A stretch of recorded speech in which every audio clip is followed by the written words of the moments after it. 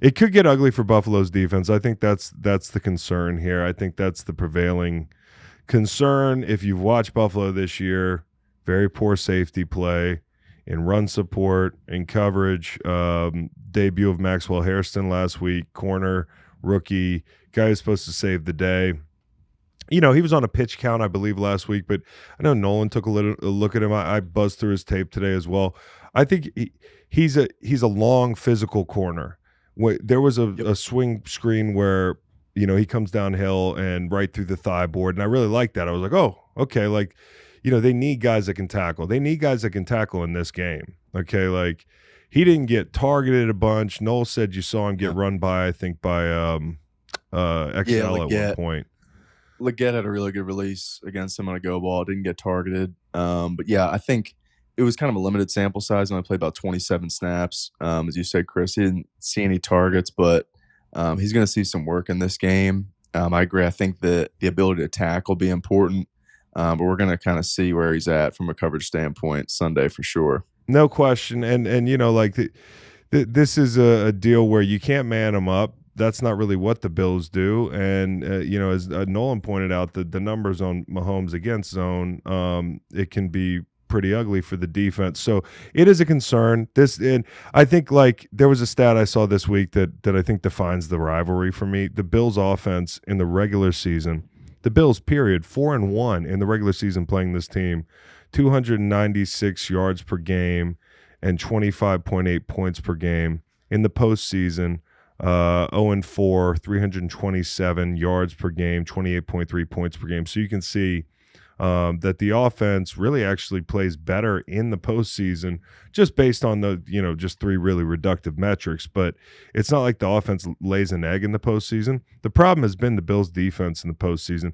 And I would say Josh not making some big throws in big moments or not making the play in a big moment, especially last year. I thought there were some third and shorts, some fourth and shorts where they either didn't have their best play in the field or they just got caught in a bad spot and Josh couldn't make the play. But the Bills' defense, regular season, in Josh's tenure, giving up 20.8 points per game, which is actually pretty good, almost surprising. In the postseason, they're giving up almost 35 points a game, 34.8 points a game. So you talk about game planning.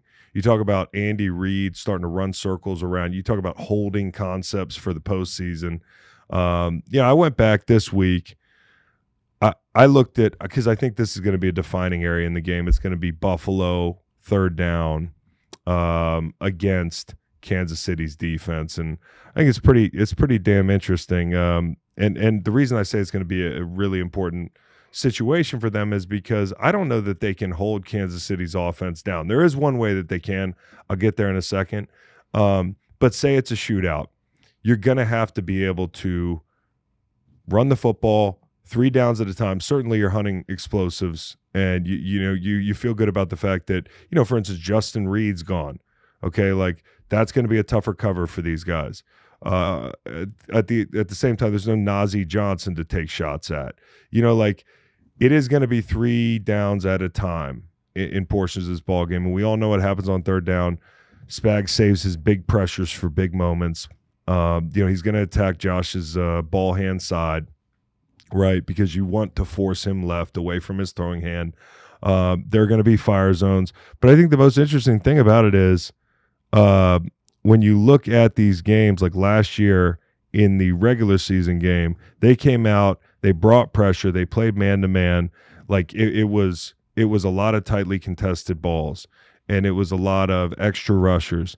And then in the playoff game, it was a steadier dose of 2 high structures, a little less aggressive. They save a big 0 blitz for 3rd and 10 at the end of the game, where he's got to dump it out to the flat or whatever it was, and they end up short.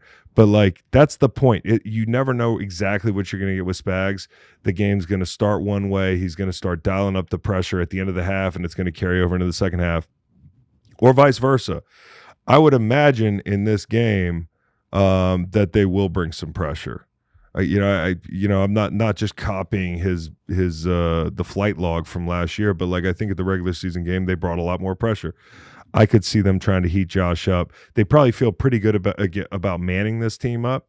You look at who said something this week? It was Steve Smith who dunks on receivers. He ain't that guy. He's Can't talking get about separation. Keon Coleman, and that's a tough one. Like, we've kind of slowly seen his limitations over the past year and a half, and yeah, it's early for him, but as a body type, like, he has not been getting separation, and so like they really need him. Josh Palmer might not be up in this game. I don't know what the latest on him is. Did he play? Did he practice today? No. Yeah, he did practice Well, today. that's a good He was sign. upgraded from DMP Wednesday to limited today, so we'll see. It's still kind of up in the air, but he's practicing. I think the interesting thing about it is when you watch, they always spy. They're going to spy Josh Allen in a lot of situations.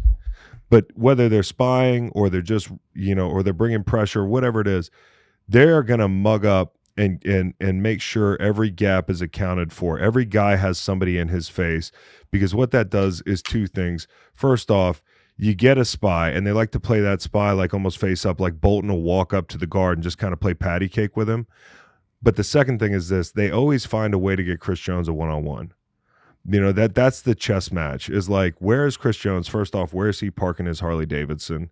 Because that guy's going to have a long fucking day. They move him around, but they also do make sure that, hey, if it's a three-man rush or it's an overload, if it's an overload to one side, they're going to demand that the center slides away from Chris Jones through alignment. They're going to occupy the guard adjacent to him, or what have you.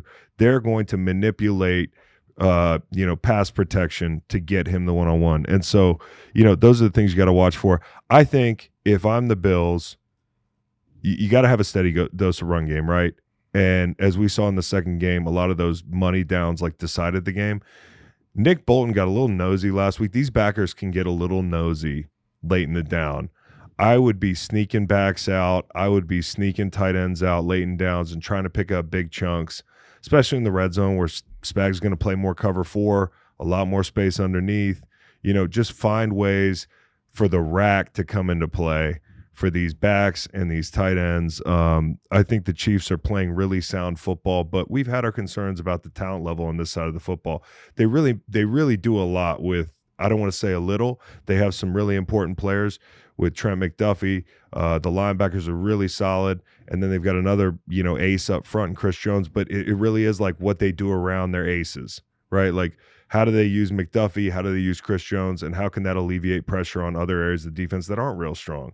And the backers are a really consistent group, but they can get nosy, right? So that would be my game plan would be, I got to run the football, third down, try to figure out what phase of the game Spags is in from a play calling standpoint. And guys got to win. The McDuffie thing, I don't know, they probably put him on damn Shakir or something, Yeah, I would think so. I think within that, where it gets interesting is how the Chiefs try to match up with Kincaid. With McDuffie on Shakir, that option might not be available for Josh in those pressured third down situations. So he'll probably be looking to Kincaid as kind of his security blanket. And whether it's Chamari Connor, it's Brian Cook, it's Jaden Hicks, one of those safeties, it'll be interesting to see how that matchup shakes out. No question. And that it's the zone run game. And it's just trying to find, if you can lighten them up and run the football, that'd be great. We'll get to the main event here, which is the Kansas City offense. I think Kansas City offense is scary right now. That's definitely true. We've been talking about how scary they'd be when they got everybody back. You talk about this offense right now and what is your best chance to win this football game if you are the Bills. I think you have to win on the edges. That, to me, is your path to victory. You have to abuse these tackles like Bosa, Hoyt, who we saw some action from him last week. He did get some good power rushes. Russo, whoever it is, Epinesa, these guys have to run through these tackles, man. Like, that is your hope in this game, is to put pressure on Patrick Mahomes and take the ball off him. That's another thing, is like the turnovers are there. Like, as good as Patrick Mahomes has been playing, you saw two picks last week. He throws a back shoulder fade, like a slot fade, and Lattimore whips his head around. Like, it was probably not the right place to go with the ball. It was also a great play. And then the second one was because sometimes, and I heard somebody last week talking about this on the broadcast that blew me away, Nolan, but they were saying, like, I think these guys just run routes, dude. Like, I think in some situations, like, they have a lot of leeway to run what they want, and they all kind of make it work. And I was like, damn, like, I never played receiver in the NFL, and I know scramble drill, but it sometimes I think the way it sounds is they have carte blanche to, like, run like, get open, like it's the backyard. And Kelce at one point last week is in the way of a Schuster throw, and that ends up being the second pick. The other stuff is everybody remembers the Devin Lloyd pick six. You also had in the Raiders game, I think he damn near fell for the same thing out in the field. So, like, the turnover-worthy plays are there. I don't know if they're there at, like, a high rate. Like, I'm not looking at the metrics like that. I'm just watching the tape. You can fool Mahomes.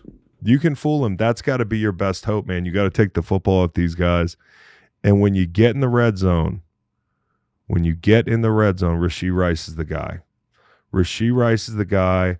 They're putting him in Wildcat. I also think Brashard Smith, 24, the young kid, who's starting to get touches, especially with Pacheco out this week.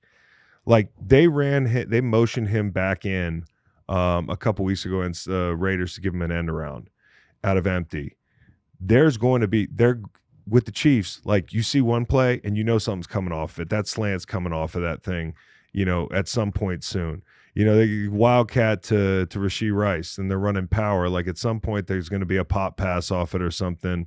Like, there's just examples of when you watch their red zone stuff, because this is going to be a big deal this week. If you're the Bills, you can bend, don't break. The red zone stuff's big. So you got to tackle. Second highest missed tackle rate. That's not good news for Buffalo. And you have to handle Mahomes' scrambles. The Bills are 27th against quarterback runs. So got to be turnovers. Got to be red zone. Ed Oliver's down. You're down to a nub inside. Hoyt and Ogunjobi are back up, as I mentioned. But somebody's got to fucking win over the tackles. Like, that is it. Like, if the Bills want to win this game, somebody has to dominate the left tackle or the right tackle. Somebody's got to win. In the regular season loss last year, Mahomes had 0 rushing attempts, scrambles or otherwise. Yeah. In the playoff win, he went 11 for 43 and 2 touchdowns on the ground. That's exactly right. In the big games, they're going to pull out all the stops. But I think that's the one to look at, is the Josh Palmer injury. I feel terrible for Ed Oliver. Biceps. Yeah, you saw it happen. I mean, he's splitting a double team, and he's, like, in hero mode trying to make a tackle with one arm, and you can see him hit the ground, and just kind of, like, he knew it right away. Like, started feeling that thing roll up on him. So it's awful. Maxwell Hairston, you're up, buddy.